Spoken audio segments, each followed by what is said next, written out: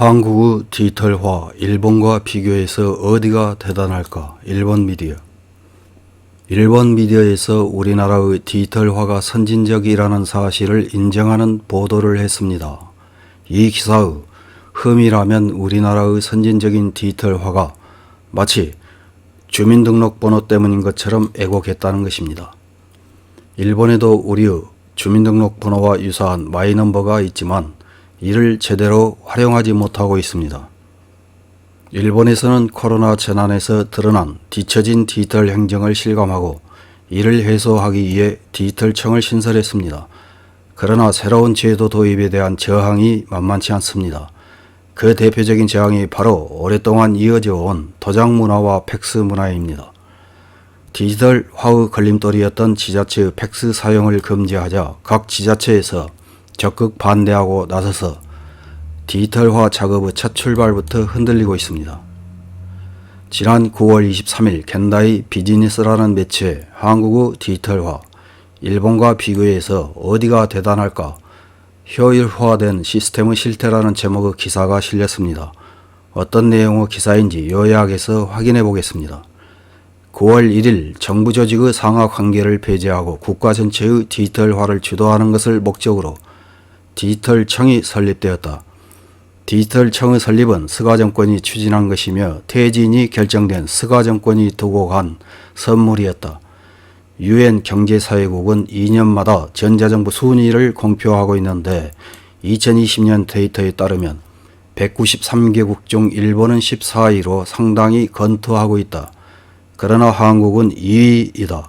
전자정부 랭킹 종합지수의 구성 요소 중 하나인 온라인 서비스 지표를 보면 일본은 13위, 한국은 1위이다. 결코 일본의 순위가 전 세계에서 낮은 것은 아니지만 한국과 비교하면 여전히 지연되었다고 하지 않을 수 없다. 한국에는 일본의 디지털청과 같은 국가 전체의 디지털화를 주도하는 것을 목적으로 한 정부 기관은 없다. 그러나 국가 전체의 디지털화는 진행되고 있다. 이 배경에는 국민 모두가 한국인의 마이넘버인 주민등록번호를 가지며 이것을 통해 행정 관련 정보를 비롯해 민간 정보까지 연결될 수 있다. 일본에서도 국민은 내 번호를 가지고 있지만 이를 통해 민간 정보는 물론 정부 정보도 충분히 연결되어 있다고는 할 수 없으며 이 차이로 인해 한국의 디지털화가 일본의 디지털화보다 진행되고 있는 결과를 낳고 있다. 그래서 이번에는 한국의 주민등록번호로 정부와 민간의 정보를 연결시킴으로써 효율적으로 정보를 조회할 수 있는 시스템인 사회복지통합관리망에 대해 설명한다.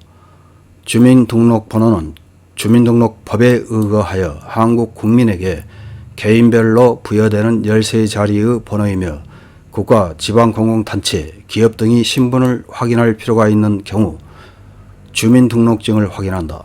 그런데 이 주민등록번호를 많이 활용하여 정부 및 일부 민간이 가지고 있는 정보를 이론적으로 관리하는 시스템 중 하나가 사회복지통합관리망이다.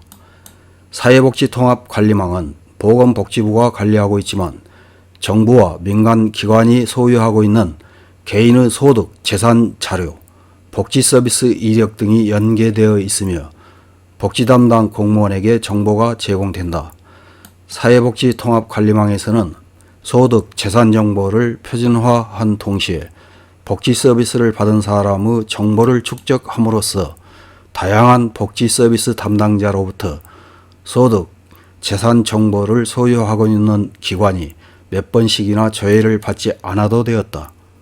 한국에서는 사회복지통합관리망을 사용하면 과거에 사회 서비스를 수거한 적이 있는지 없는지에 따라 걸리는 시간의 차이는 있지만 신속하게 세대의 소득과 재산을 파악할 수 있다.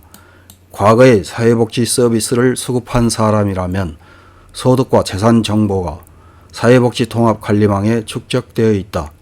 수급한 적이 없는 사람이라도 주민등록번호에 의해 소득, 재산 정보를 가지고 있는 행정기관과 민간기관에 대해 조회함으로써 단시간에 해당 정보를 얻을 수 있다.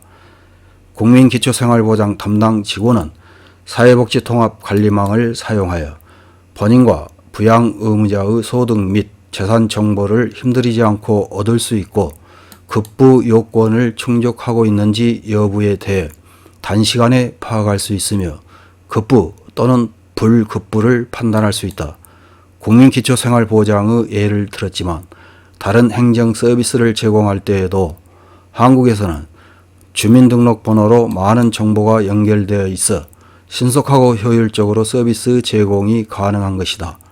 일본의 경우에는 마이넘버는 있지만 한국처럼 많은 정보가 연결되어 있지는 않으며 그것을 활용하는 시스템도 충분히 구축되어 있다고는 말할 수 없다.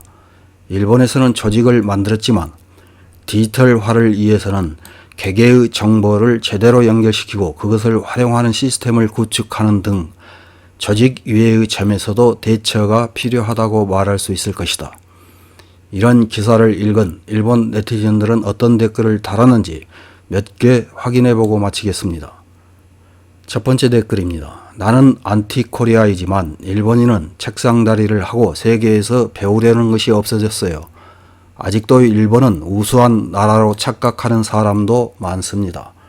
잃어버린 30년, 거의 일본만이 성장하지 않고 실질 임금이 낮아지고 주거 환경과 거리는 도상국 수준, 노동 환경은 블랙으로 아날로그입니다. 미국과 중국이 아니더라도 동유럽에 가도 일본은 늦다는 것을 알 수 있어요. 다음 댓글입니다. 아무리 디지털화가 잘 되어 있다고 해도 자신의 자산 관리를 할 수 없고 다중채무자가 많으면 의미는 없다. 이용자의 의식 개혁에 힘을 쓰는 것이 새삼 중요하다고 느낀다. 다음 댓글입니다. 디지털화로 효율화되어 편리해진 반면 프라이버시 면에서는 반발도 만만치 않다. 한국이나 중국과 같은 국민의 인권을 쉽게 제한할 수 있는 나라라면 대단한 기술 없이도 쉽게 할 수 있을 것이다. 그러나 보안의 구축과 사용하는 측의 모럴은 하루아침에 확립할 수 있는 것은 아니다. 위험을 감수하고 디지털화가 정말 필요한가? 다음 댓글입니다. 기사는 행정의 디지털화이지만 그것만이 아니다. 민간의 디지털화도 대단하다. 일본에서는 현금밖에 사용할 수 없는 점포가 많지만 한국에서는 현금을 가지지 않아도 아무것도 불편하지 않다. 카드, 전자화폐를 대부분의 점포에서 사용할 수 있다. 거리에서는 무료 와이파이가 거의 모두 커버하고 있다. 일본도 민간에서 좀 더 디지털화를 진행해 주었으면 한다. 다음 댓글입니다. 뭔가 꼼수 같다. 보도 출판의 자유가 없는 나라에 있어 흔한 일이다. 구소련이 공산주의가 마치 자본주의보다 우월한 것처럼 모스크바 지하철역을 궁전처럼 불필요하게 호사스럽게 건설한 것과 비슷하다고 생각한다. 다음 댓글입니다. 주민등록번호는 북한의 스파이나 침입자를 색출하기 위한 것이었다. 거기에서 진화한 것인데 이번의 K방역에서 감시하는 것도 한도가 있는 것으로 밝혀졌다. 즉 생각한 만큼 기능하고 있지 않다. 이상입니다.